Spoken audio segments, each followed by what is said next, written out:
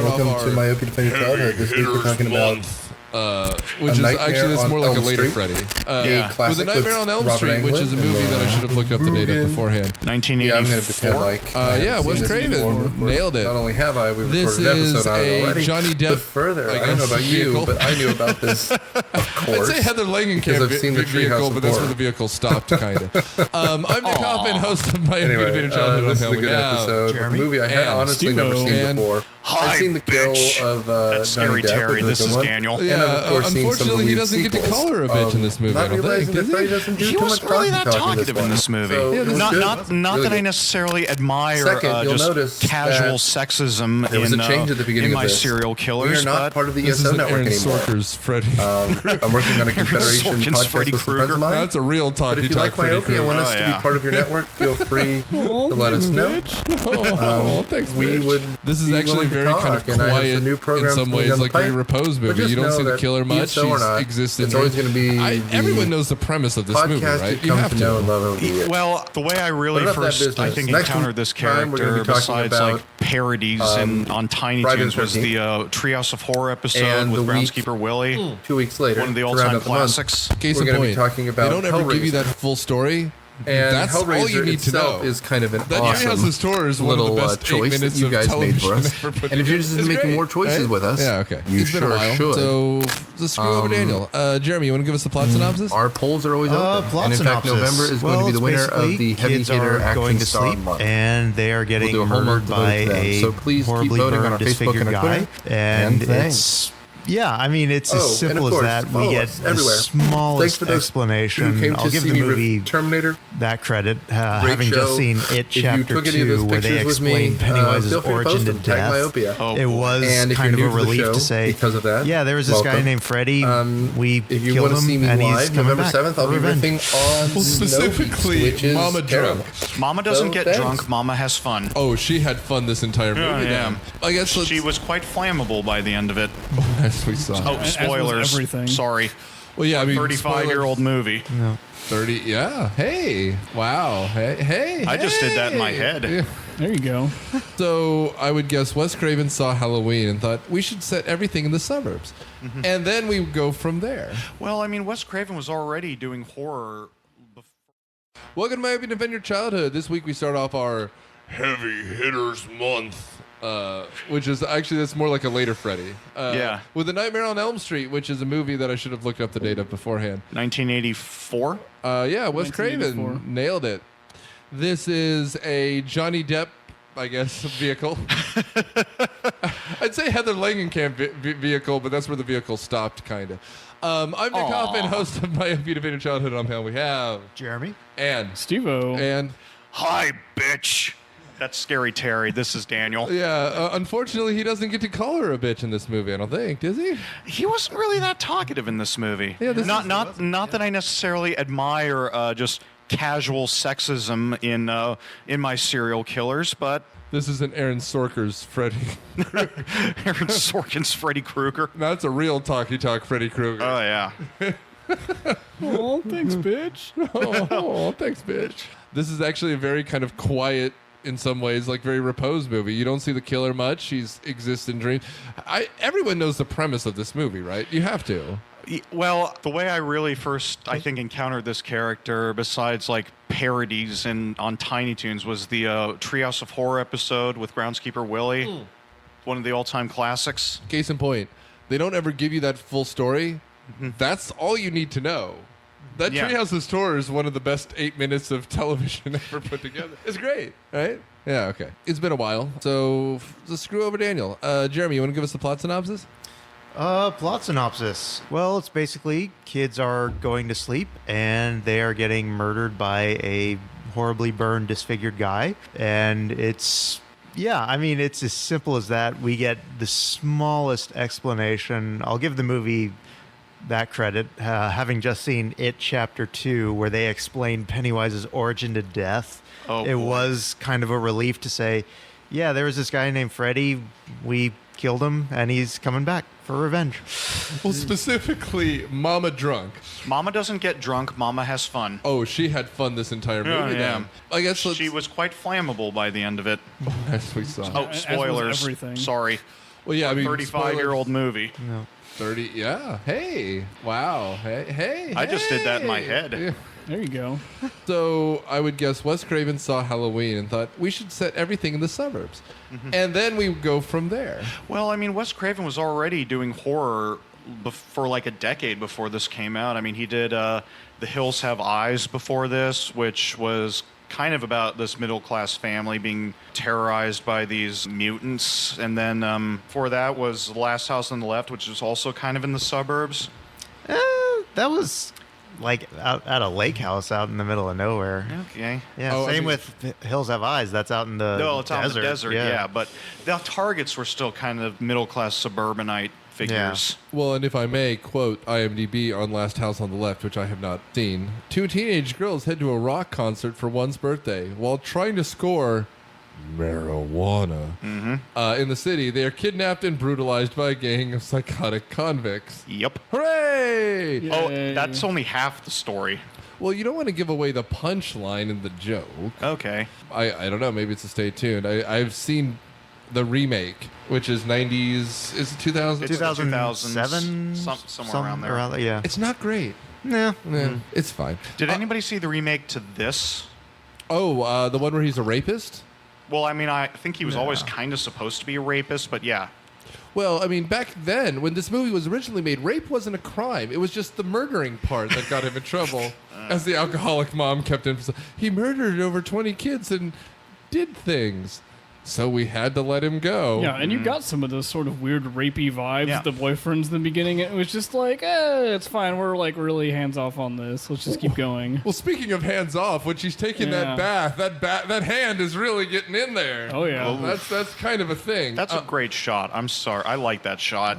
It is a well framed shot, but again, that's the problem I had with the remake, which I saw whatever it came out 3-4 years ago, 5 years ago. Longer than that Longer at than this that, point. yeah. God, I'm Closer old. to 9 years, I think. Well, I saw it 4 or 5 years ago. Oh, okay. And it's just on the nose with everything. Like, he's just a rapist. And I don't need Freddy Krueger to have a lot of background. You're right. I mean, it's the nice thing about Michael Myers. He's just the shape. You don't. Yeah. Yeah. He likes this house for some reason. Maybe he grew up there. Hey, fire! Well, and it kind of builds off this. We're in the suburbs. The suburbs are intrinsically boring, but we've created this sort of terrifying world because you can't go to sleep, right? There's this psychological aspect to that. And Freddy having no real shape or backstory plays into that of like, what's happening when I dream? Am I going to die? What is going on? And I really love that aspect of it, actually. That's why it used to work so well for these guys, because they never really explained. I mean, they gave the most basic explanation for Jason they could, that he was a drowned kid and had been traumatized, and then his mom got murdered, and that's why he's doing it. Freddy, he was a child murderer who got burned to death, and now he's invading kids' dreams to take revenge. Yep. And Michael Myers is just this psychotic guy who was locked up in a mental institution and broke out. Well, and I mean, Mike, good old Mike. You know, Mike, my friend Mike. Yeah. He works because there's always that one house in the neighborhood that you stay away from. I mean, hell, even at my old house, there was that one house at the end of the cul-de-sac where the mail just would never be picked up and the windows were always closed and boarded up. And I mean, again, it's creepy for creepy's sake. Wait, Boo Radley was your neighbor? Exactly. Yeah. But I mean, that's the thing. Like, it's a Southern Gothic kind of classic story set in Haddonfield. But I mean, here, Tina's story is just... By the by, did you notice? He starts out as literally fucking Slender Man. He's a tall, slender guy with the long, wiggling with, arms. with the arms that go across the entire like Hank Hill Those back glorious, alley. glorious puppet arms. Well, he's a wacky arm waving, inflatable arm flailing tube man for half a second. But slightly terrifying, but slightly adorable. It is, and he follows the Matt Groening rule of you should be able to tell who the character is by the silhouette. And you have the Wolverine claws, Yeah. the hat, and the sweater, and you're just like, it has to be literally one person in cinema history. Yeah, and Yeah. Pinhead is the only better silhouette. Like, No arguments from me. I just like that idea that a light glints off one of the nails in his face. Yeah. He's just, it's Pinhead. but does this film work if they explain his backstory? Is that sort of you can't tell fact from fiction? Does that help that it works in a dream? Was anybody scared by this? Well, no, but I love what they did with it was like Poltergeist for me, where they actually had some really cool scenes with really cool effects. And because you don't know what Freddy is or what he's motivated by, you can't tell fact from fiction. And that plays into the whole, I'm in a dream, am I in a dream, what's happening aspect of this film. And I really like that. You do realize you just made this movie better. Oh, child, you're stuck in a dream. Here's what happens when you're stuck in a dream, child. Oh, no. I mean, it's what's this one's name? Jamie Kennedy from Scream. Just like, here's what you do when you're in a horror movie. Yeah. I'm dead. You must be in the third movie. You're just like, are you? Have you heard of lucid dreaming? Here's a gun. There's actually It becomes the Matrix. Yeah. How have they not done that? It's just like, oh, Freddy, if I'm in your dream, I have a gun now. What? Bill and Ted 3, Freddy 4. Like, Christ. How is that not there? Oh. Well, I mean, this also's got a fairly... And I know there's people who is like, oh, well, if it doesn't have more than 20 kills, then it's not worth my time, and those people are, sad. But there's only... I'm just telling you what I have read on the interwebs, but... I mean, this only has, 3 people die on screen? Well, I mean, that's another thing I wanted to talk about. 4, actually. Yeah, because you got the 4, Tina. but then at the end, where they're all back and they're in the car, and is that another dream? Are they in purgatory? What? Full disclosure, the ending is the one part of this movie that I really didn't like. We need to get to it. We don't have to talk about this movie by movie, blow by blow, because this movie it feels like a bad dream at times. Like, it just repeats itself, and there's just variations on the same theme. Yep. We start out with Tina having a dream, and it turns out that Nancy's having the same dream. Both are actresses. Heather Langenkamp is the one who people know because of this franchise. She shows up again and again. Amanda Weiss, I don't think, had a career. Well, I think the joke was she was like the taller blonde, so she was supposed to be like the breakout, but it was sort of like a Janet Leigh thing where they kill her 20 minutes in, make Heather Langenkamp the main character. She kind of does have that resemblance. Yeah. I mean, it would make sense. And although, Wes, if that's your joke, don't go to it every time, because it's also in Scream when Drew Barrymore is the cold open and she dies. Yeah. Better cold open. Yeah, better cold open. Yeah. Anyway, she's having a dream. Turns out that Nancy's having the same dream. Her rapist boyfriend, what's his name? It's not Glenn. Rod. Who's Jesus Garcia. Never heard of him. He's Hot Rod. It doesn't matter. Mm-hmm. Although he acted under a pseudonym as Nick Corey. Okay. Whatever. He is the guy in real life who Matthew McConaughey's character in Dazed and Confused is based off. He's just still hanging around the high school 10 years after he graduates, trying to relive his glory days. Yeah, but he's got a Camaro, so he's going to relive those glory days. Okay, sure. He's Nelson Muntz with an erection. Oh, God, now I've got that image that I've got to live with. Down to the vest. Down to the shitty leather coat. Look, he woke up with a heart-on with your name on it, buddy. Also, now I'm just imagining the tall man making him parade through town in that state. Yeah. Also, I mean, around the table you have 4 dudes with brown hair. There's more feathered hair in this movie. John Saxon is the only one who wakes up in the morning and says, fuck it, and combs it slightly. Yeah. Johnny Depp is in front of the mirror for half an hour, and even the asshole Rod is there for 45 minutes. Oh I my swear to God. God, His perm was glorious. they're poofy. They're poofy in a way that, Heather Langenkamp for half this movie just kind of has a ponytail because she's supposed to be sleep deprived. Her hair is just up, and these guys are like, dude, bro, what do you use, man? What are your products? Yeah. They are going through Costco-sized hair gel constantly, and it is magnificent. I love this. It's The 80s were a very weird time, from what I've heard. Yeah, it's Ted. Yeah.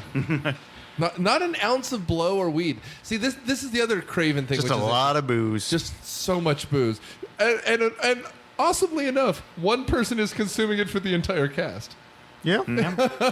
I'm drinking for 2 now, Nancy. I have to say, I actually love the scene where we sort of get that mousetrap thing going on, right? There's like traps being set up around the house while simultaneously her mother's pulling booze out of random parts of the house. Like, I'm disassembling my traps. And is that in fact part of Mommy's stash that Nancy uses to burn Freddy again? Yeah, absolutely, 100%.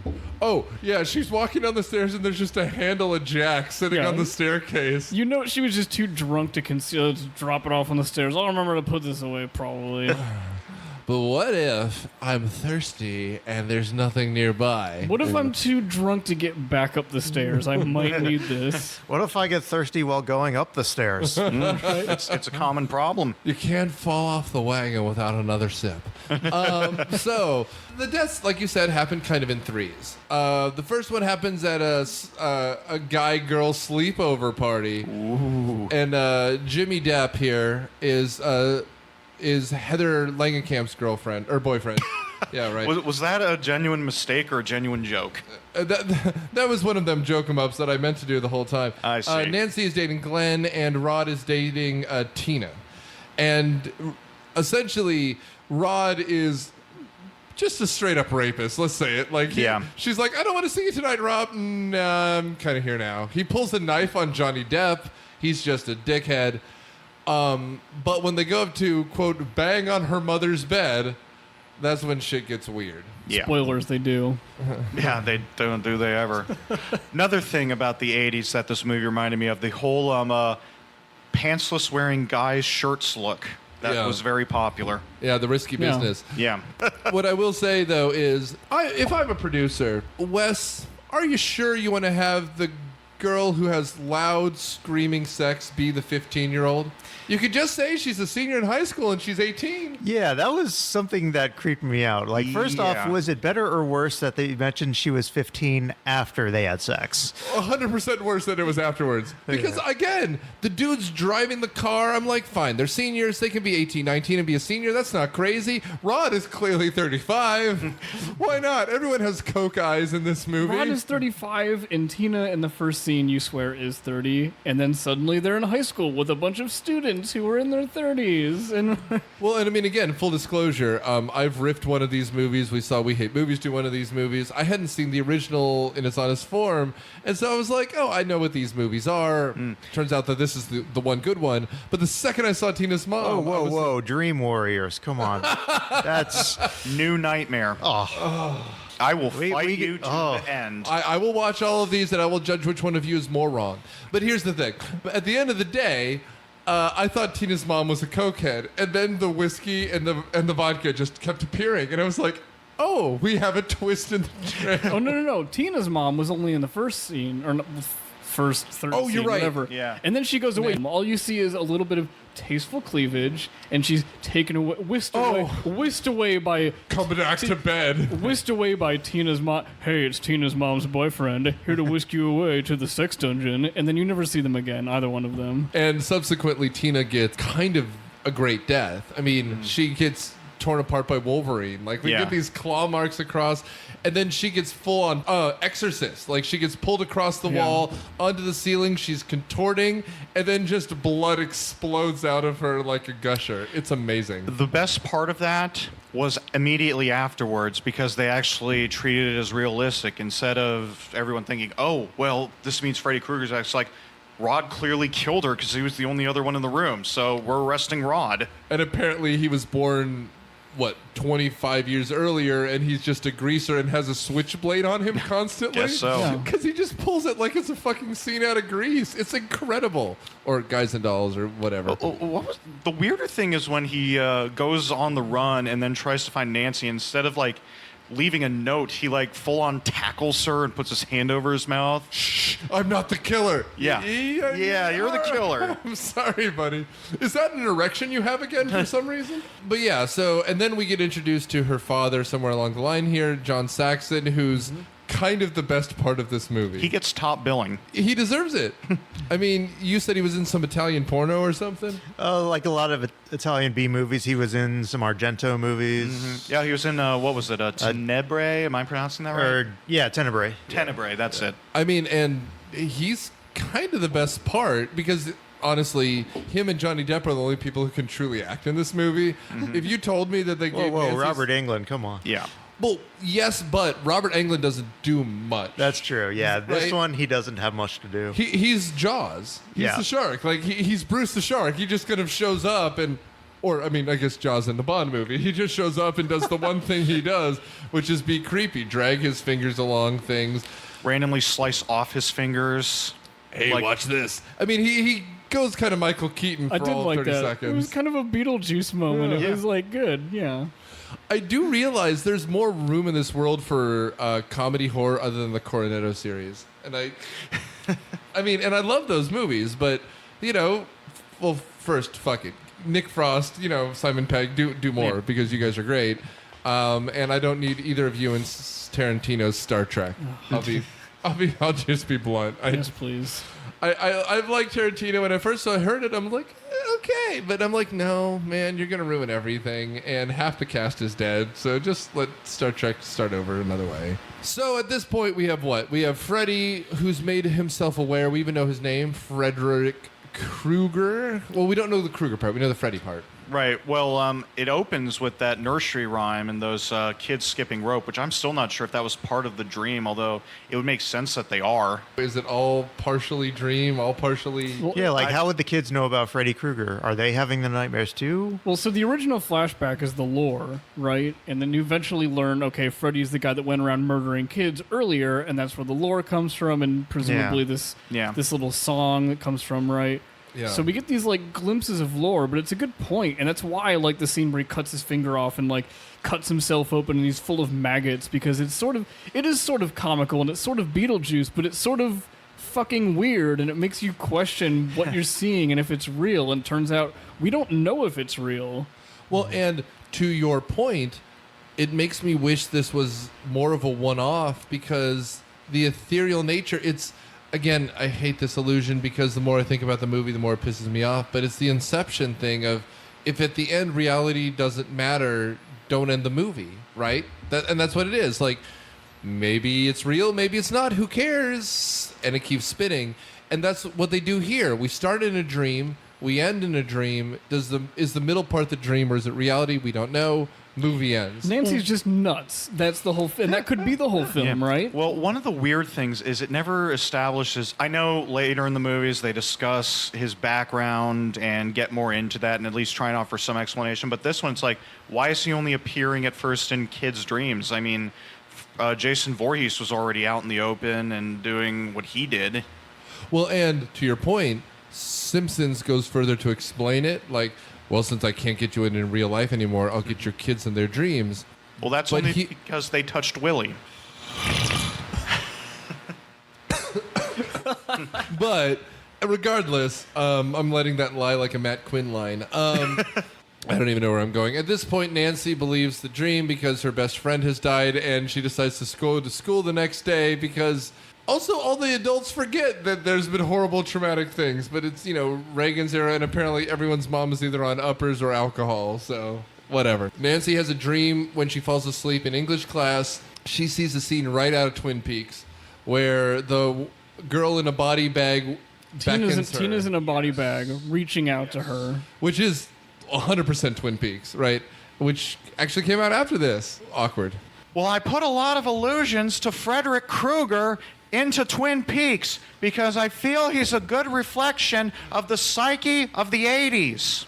Well, and that red room is a lot like a dream. At what point does Wes Craven get to see, I came up with an illusion? No. I mean, from here we can just keep talking about it, like in just chunks. At a certain point, who's the next to die? Oh, well, the next death doesn't happen. Well, it's Rod, because he's in the holding cell, and then Freddy somehow ties the sheets in the cell together and hangs him. Right, and I mean, to the point of the Inception reference I made earlier, it's hard to tell what's real and what's fake, what's a dream and what's not. At one point, Heather Langenkamp, Nancy, goes into the dream world, comes out holding Krueger's hat. Well, before that, like, she has to wake herself up in the boiler room, and she burns herself on a pipe, and then she's got a burn on her arm. And of course, when Tina dies, the Wolverine scratches across her chest are still there, and the blood ends up everywhere, and it's it's frankly a scene out of Carrie or something. There's more blood than a human squib could just. We're not even getting into the real more blood than a human body can possess. Oh, yet. you mean the scene that's stolen from half of The Shining and half from The Exorcist, where it's pooling together and forming a poltergeist thing? Yeah. I mean, and then we have the Zool scene midway through. All that to say, someone went to the movies a lot. Yeah. And it might be the people who ripped him off. So the next good death, of course, is Rod. Rod. Well, good. Yeah. Yeah, I mean, when we say Divisive. when we're referring to good deaths, I think what Nick's mean is how well done the special effects were. Or in this movie, there's 3 deaths. So the next literal death, the only death, we have a few deaths. That's right. It's Rod. He's in his holding cell. He gets hanged. Well, they try and go visit him in the cell to make sure he's okay. And at first, the cops are trying to get Nancy and Glenn out of there. But then they eventually cave. And when they get there, he is. They see him strung up. Yeah. And again, Deputy Opie there is like, no, man, you're not supposed to see anyone this late. And she's like, get my dad. And when Dad shows up, it's literally 2 seconds after he's been hanged. Garcia, give me the keys. Oh, I'm fumbling with my keys. Where are they? Where did I leave those keys? Was it by the donuts? Oh. Meanwhile, poor Rod. I mean, and it's so stupid, because what a way to go. I mean, really, it's supposed to be, I guess, a subtle death to make it look like he killed himself, but that's never addressed. And it takes 4 seconds. He's dead before they get there, and we literally see him being pulled up as they're opening the door. So we had a lot of clues with the subtitles, things we couldn't hear, perhaps because the TV was too quiet. But there Rod thrusting. But there was they had that his neck was snapped. I didn't hear this, but supposedly this blanket not only hung him, but snapped his neck. You know, indeed. the weird thing is they get the holding cell door open when the sheets they should still be moving. They should be. Yeah, moving up into position. So did nobody see that? They were very haunted sheets. They'll choke all of the life and your spirit right out of you, and your bones too. No, this is why you use Tide products. Oh, yeah, right. This is why you always leave a note, folks. Yeah. I will say, I don't know about you guys, I'm dangerously close every time to allude to someone else who's made a parody of these movies. I'm this close to referencing Rick and Morty or The Simpsons constantly because, again, these kind of, you could pick them out of a silhouette or, like a bad Funko Pop figurine. These guys are so iconic at this point that it's almost not fair. Yeah. And that's kind of the problem with this month, which I guess you're going to guide us down the path of destruction on. But this movie so far, we're doing our best, folks. But yeah, he's exactly what you think he is. It's an Inception joke, and Scary Terry's after you. So Scary Terry's after you. Can we talk about Scary Terry's amazing soundtrack? I loved it. This movie is about half a tone away from turning into a dance party at every scene. They were it was just one step away from stepping right into Thriller. And I'm like, come on, just let it happen. Well, and I was saying, had it not been Heather Langenkamp, you could have put Mel Gibson in this, and it would have been like Riggs versus Freddy, because the movie picks up like it's about to be an action scene all the time. Oh, what was the bit where there's this blasting music and Nancy runs through her front door and then slams it and the music just stops? Oh, it stops as though she closed the music out of her house. That's the beginning of the third act. Understandable, let's be honest. Although, I mean, I'm sure someone has done this, but if you took the Halloween soundtrack and then put it overlaid in this movie, you have a much spookier film, right? Because it's in fact a lot of the same shots looking from one house to the other. Like the number of times that Nancy looked out, and I was thinking of Jamie Lee Curtis looking at Michael across the street. It's the same shot over and over. The difference is, of course, Nancy's mom, the alcoholic she is, does the one thing that Jamie Lee Curtis should have done, which is put bars over the doors, because Michael Myers is supposed to be, at least at this point, a human being. And so when Nancy's mom does it, it doesn't matter because it's a dream thing. And we've already seen him walk through bars. Literally. At one point, like in the prison, he literally just fades through. He phases through, like, in Abyss or something. Yeah. Speaking of another 80s movies that I haven't seen in 30 years. Anyway. Good one indeed. I've never seen The Abyss, I don't think. It's Jim Cameron, right? Gasp. And it's The guy from Apollo 13. Ed Harris. Ed Harris.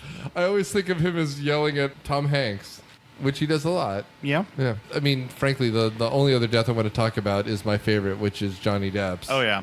Well, first, they try and stay awake, and he's watching The Evil Dead on TV, which is kind of funny. Well, which is good, because at this point, it was still a cult movie. I mean, right? The Evil Dead 2 hadn't come out yet, or am I crazy? I think Evil Dead 2 was 85. Yeah. So it's the next year. 87. Oh, wow. Yeah. So we have like an allusion to what is a true fantastic horror movie. Well, that's why in Evil Dead 2, the original Freddy gloves in the cellar. Oh, no kidding. Mm-hmm. Ah, that's good. So Johnny Depp being Nancy's boyfriend, she's and him. Can we talk about the scene that happens right before his death, where Nancy's trying to call him The phone scene? Yeah, the phone scene. Yeah. And then she just hears Freddy's metallic scraping, and then she disconnects the phone in a panic, but then it keeps ringing, and then Freddy's mouth comes through the receiver and licks her. And his mouth becomes the receiver. Yeah. I like this scene because there had been a break in sort of the effects for a while, and it sort of felt like it was dragging on. And then you're just like right back in the madness with just Freddy's tongue like, I'm your boyfriend now, Nancy. That's a great scene. Oh, and that's the humor that appears. Again, it's like someone didn't watch the movie and then saw that one scene and was like, I understand what these movies are going to be. We could do just this shit. And because that's what the rest of them are. It's just him running around yelling bitch and making jokes. Pretty much. And the dreams get weirder and weirder as time progresses in this series.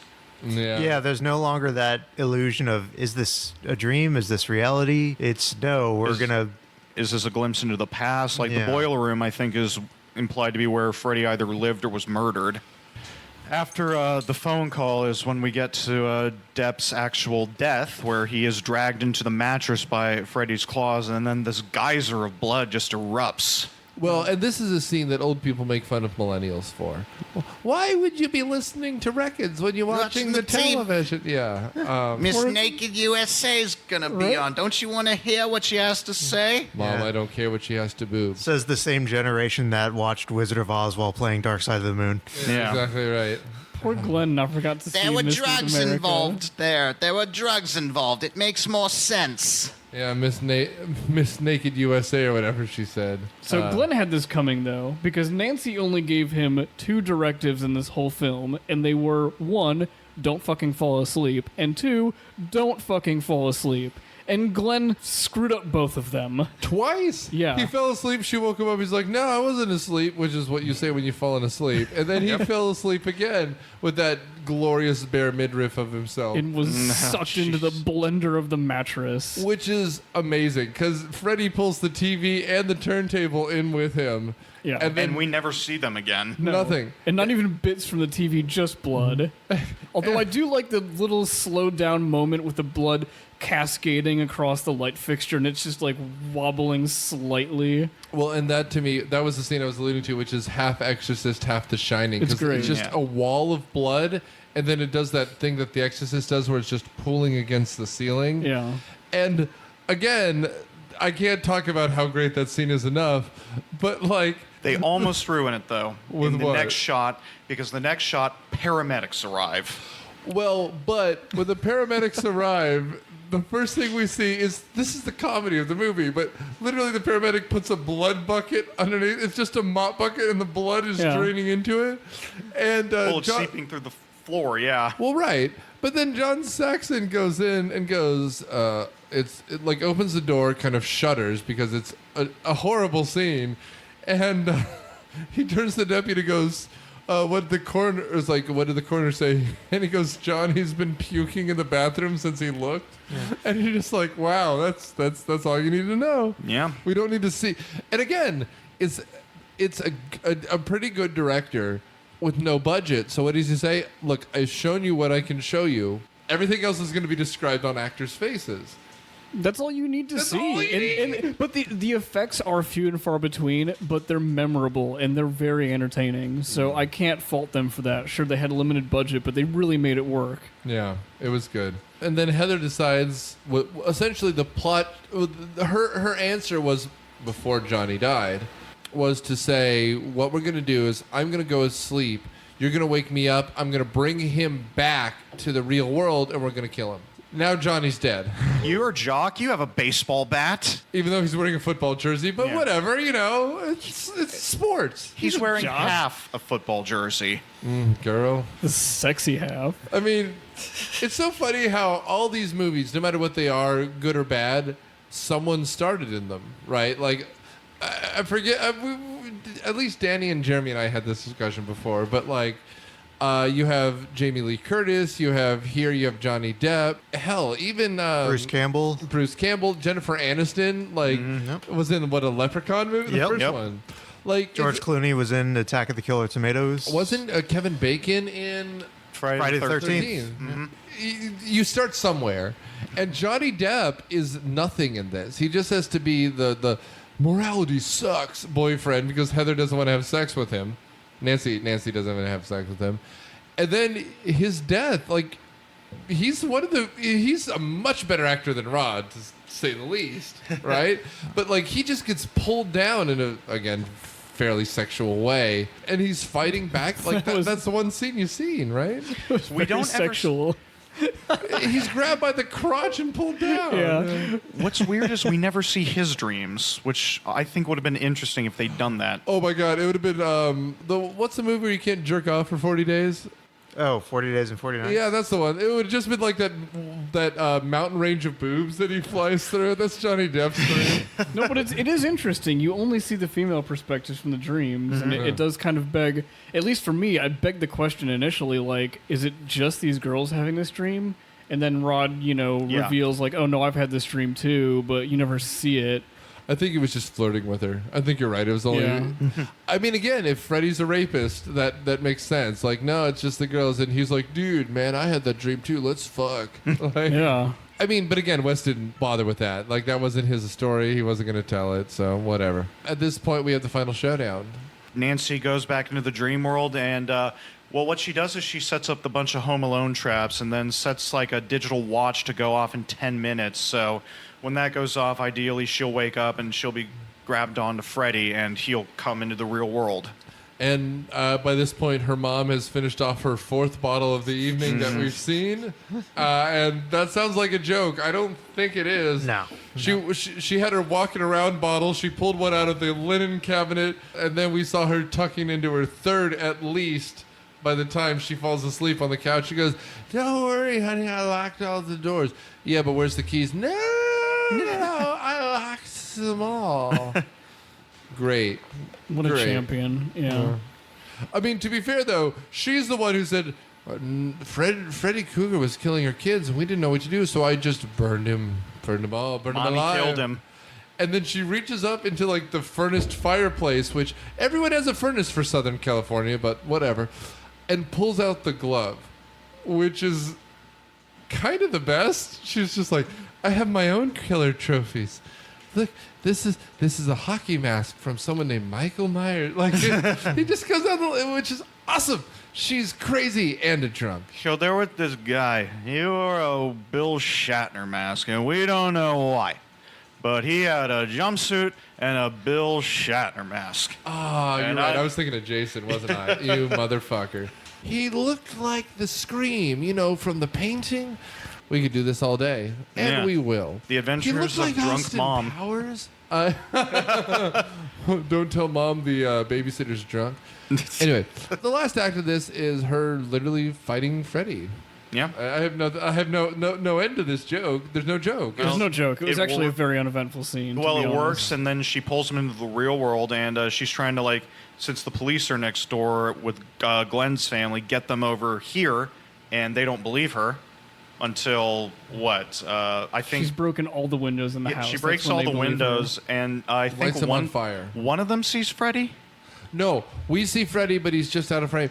And this is where I wish Freddy had more powers. Something that he does in the later movies, like he can turn into shit, like he's more powerful. This is where it needs to be, because otherwise she's just wrestling around like an adult. And like she's supposed to be playing, I imagine, 15 or 16, because that's what her friend was. And she goes, ooh, I'm so tired, I look like I'm 20. At the time, Heather Langenkamp literally was 20. And so it's just a 20-year-old woman wrestling around with probably a man in his early 30s. And it just give Freddy something, like, other than just a creepy rapist glove. Like, I kind of liked, though, that in this one anyway, that whatever abilities he has is tied into dreams, and he's just sort of a normal guy when he's brought into the real world. I guess, but if the question at the end is it the real world or not, you could do at least something. Like, do at least the Mike Myers thing where he appears behind you, which they do in the beginning. Mm-hmm. That makes it creepier, but otherwise she's just wrestling kind of around with a guy. It's a critique I have for a good movie, so don't worry. But regardless, at the end, after pulling him through the real world, she realizes that her traps have slowed him down, but not incapacitated him. Right. And Deputy Dipshit is slowing everything down rather than bringing her dad right away. She gets stuck in the basement with the guy, grabs the bottle of Jack that Mama left around, lights him on fire. And then we have stunt double Robert Englund running up the stairs and being trapped as Dad finally shows up. He goes into, and this is, I think, the last death in the movie. He goes into Mom's bedroom and then starts strangling her, I guess, because he recognizes her. He's still on fire, so Mom ends up burning to death and then sinking into the Zool pit or whatever that was. It's a scene out of Ghostbusters, too, Yeah. man. It really was. Either way, Mom's gone as well. What are you made to believe in that scene? This is why I'm thinking even the real world is a dream. Like, that's the inception. We know Nancy's mom killed Freddy originally, and there's supposed to be some weird cathartic moment there, and it's just, you're right, it's just this weird Zool sinking into the bed. Like, whatever. We're coming out of the dream now, maybe. But that's it. That's where we get our epilogue, right? Sure. And everyone falls asleep, and the mom wakes up and goes, wow, I slept like the dead, or whatever she says. Well, there's a bit right before that where she sees Freddy again and basically says, I'm not afraid of you, and so he fades out of existence. Right, it's the end of, again, a Treehouse of Horror when all the ads come alive, and she's like, all you have to do is ignore an ad, then it will stop being important. Turn your back on him and his powers go away. Yeah. Which is, I guess, set up in the first act when she's reading about how dreams work, all that Carl Jung crap she's reading. And it works. He fades into nothing, which hadn't worked before, which apparently doesn't work now. We see this, like, kind of weird John Hughes dream No, it's the end of Grease, where they drive off into the clouds, right? Basically. And everyone's in the car, and Johnny Depp's alive, and Tina's alive, and Rod's alive. They're like, hey, we're going to the box social or whatever the fuck. And then the hood comes up, and it's the same color as Freddy's jacket or sweater. After her mom says, I'm not going to drink anymore because who knows? I don't feel like it anymore, which is how alcoholism works. And they drive off screaming into the sunset, and we get the credits. Well, and then Freddy appears behind Mom and pulls her back through the front door window, that little tiny porthole thing. Then we get the end credits. And she turns into a Macy's mannequin. Yeah, which, sexy ragdoll mom. Which, that ending is cheating. At some point, you have to establish, okay, this is a thriller. Here's the logic we're operating on. It's like, you mentioned The Shining earlier. Have you ever heard of, like, The Shining's lost ending? Oh, yeah, sure. Yeah, the epilogue they originally had in there after I think a week of playing, Warner's actually send somebody to go through all the film and snip that out of there and bring it back to the studio so it could be destroyed. Essentially what happens, because I think the script still exists, is Danny and Wendy wake up in a hospital and the owners of the Overlook come by to check on them, and they say, we searched the hotel and we didn't find anything weird. Yeah. Which doesn't work. But it's the same sort of logic here. It's like, okay, I kind of get what you're trying to do, but it just sort of breaks all the rules that you've established already. I disagree. I think it was a dream the whole time, and so the rules don't matter. Which is not an answer, but yeah. Right? I mean, it's Jacob's Ladder. The whole thing, he was dead the whole time. But that's what I took out of it too. Is you feel like some loose ends got tied up, and then they just unravel right in your face at the end, and you're left with that feeling that they pushed for in the beginning, which is I don't know fact from fiction. I don't know what actually happened in this film, and that's okay. It was entertaining for an hour and a half. Which means the only thing that matters is the beginning where Tina's having the dream, and then she wakes up, tells them about it, but the next time everyone falls asleep, it stays a dream for the rest of the movie. And then you're just like, hey, let's have the super happy ending. Just kidding, bitch. And like everyone does. Except the sequels kind of kill that because Nancy's alive in part 3. But if I recall correctly, Wes did nothing but collect a check again until New Nightmare. No, he produced. helped write the script for number 3. Yeah. And Because number part 2? 2 was so horrible, he was like, all right, I got to get back into this. No kidding. Yeah. Yeah. Oh, well, I haven't seen them, so I'll admit to that. But let's do final judgments. Jeremy. I know it might seem blasphemous, but I'm not as big on this movie as its legendary status would admit. It has some good stuff. I mean, for its budget, it has some great effect. I don't know. Maybe another viewing might change my opinion. Steve? I liked it. Definitely entertaining for an hour and a half. Great special effects and entertaining music score. I like that we're one scene away from a music video, one scene away from a comedy, but it's still a horror movie and it still works and it's still entertaining through and through. So yeah, it definitely set a precedent for this type of film, and I think it's well worth an hour and a half of your time. Dan? I kind of want to split the difference between Jeremy and Steve. I liked a lot of it. There are certainly a bunch of great scenes and great ideas in here. I think the ending is a complete cop-out, and it's not nearly as clever as it thinks it is. Frankly, it's interesting, though, because Freddy Krueger's become such this icon who's built up in a certain way, and this film doesn't really reflect that. He's a lot quieter. He's, to me, he's not as imposing, because in real life, Robert Englund's kind of a shorter dude. Cool dude, but a little shorter than you'd expect. But anyway, so there's a lot that I like about it. I'm not sure if it's going to be my favorite one of these that we do this month, but we'll have to see. Yeah, and I guess just to wrap it up myself, I hadn't seen this before. I knew, of course, who Freddy Krueger is. I will say I'm going to fall into the fallacy that Matt Quinn often falls into, which is that it's a better idea than a movie. Yeah. You know, I mean, and Freddy Krueger as a villain is kind of cool. He has an iconic look. He has a distinct look. And even when he's in the shadow, and I mean, you know who it is, of course, because you've seen a movie before, and you get those glimpses of the weird green and red sweater and the hat, you know who it is, right? Like, that is what it makes a good character. It is an iconic look. He's practically a cartoon character in that he never changes his outfit, so you know who he is. And Yeah. the bad effects on his skin down, it's just great. I will say, though, like the rest of you, it has cool moments and cool ideas, but it's low budget. It makes you wonder what like the Sam Raimi version would have made, where it was a little bit more eclectic. But this is such a muted movie. You really need to be in the right mindset to find this at all creepy or thrilling. I found it enjoyable. I'd It's watch it again. entertaining. Yeah, and the character they create deserves to have another movie. But if this was its own movie, put it in Italian, it's like an art film masterpiece, right? Like, what's a dream? What's reality? Can dreams hurt you other than just mentally? Like, physically destroy? Like, a woman drinks because she doesn't want to have dreams, and when you drink, you don't dream. Like that's. It's a neat idea. It all fits together. The hardened cop doesn't believe anyone because a dream can't hurt you, and he's never dreamed a day in his life. He's too rational. So let's not hope Luca Guadagnino sees this. He already. Oh no! Yeah. Hey, another movie that was okay until it fell apart completely at the end. Just need an insidious like Darth Maul to dance around for 20 minutes and you have a movie. Anyway, so I guess in 2 weeks we'll come back and we'll watch the first Jason movie. Ironically, Friday the 13th, which we will be not watching on Friday the 13th. Also, ironically, not the first Jason movie because it's his mom. Yeah, exactly. I guess spoiler for the end of a movie that's also 30 years old. Don't forget, in a little bit, our Twitter and Facebook feed will have a vote on which one we should do for our third and final movie for our Heavy Hitters month.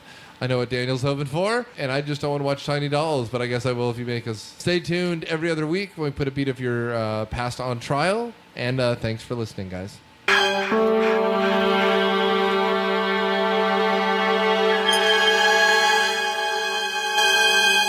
Myopia Finished Childhood is a member of the ESO Network and product of Dude Letter Podcasting. It is hosted by Nick Hoffman, edited by Nick Hoffman and Daniel Suddes, and is produced by Ann Burns, Nick Hoffman, Matthew Quinn, and Daniel Suddes. Our theme song is Surf Shimmy by Kevin MacLeod of Incomptech.com, licensed under Creative Commons by Attribution 3.0 license.